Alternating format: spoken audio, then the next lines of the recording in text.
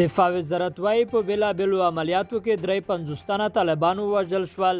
چارواکي وايي پکتیا کې سږ کال د چلغوزو حاصلات 10 سلنه زیات شوي او کابل کې 25 کیلوګرامه چارس د پولیسو له لورې ونیول شول. د نیوز پریس چینل لیدونکو سلام ستړي مشي پام وکړئ درې ډېرو مهمو خبرونو ته.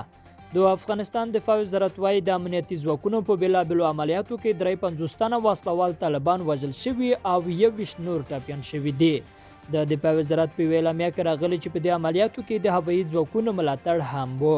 د اعلامیې له مخې د عملیات تېره شپه د هرات په کوهستان، د ارزګان په ګیزاب، د هلمند په نبې، نهر سراج او ندلي، د کندهار په امام صاحب او د ننګرهار په خوږنۍ ولسوالۍ کې شوي دي.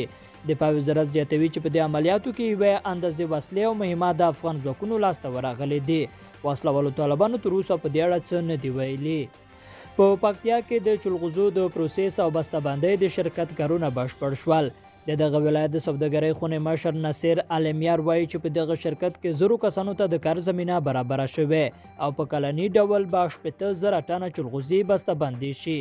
ساکال په دغه ولایت کې چلغوزو څخه باندې 14,000 میټریک ټنه حاصل ورکړی چې تیر کال په پرتله 10 سلنه زیاتوالی ښیي. چارواکي وایي که څه هم اوس مهال ګاونډي هیواد پاکستان ته د چلغوزو د قاچاق مخه تر ډیره نیول شوی، خو بیا هم یوه اندازه چلغوزي دغه هیواد ته په قاچاقي ډول وړل کیږي او پاکستان بیا په خپل نوم نورو هیوادونو ته صادروي. چارواکي وایي په کور دننه د چلغوزو د پروسس د ورته مرکزونو په جوړېدو سره به دا ستونزه هواره شي او په کابل ښار کې تر 100 کیلوګرامه ډیر نشهیي مواد ونیول شول.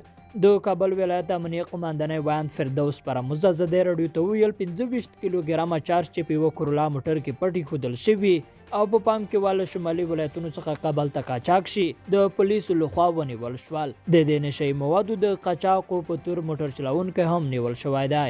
لیدونکو له ملته مننه، ښې چارې.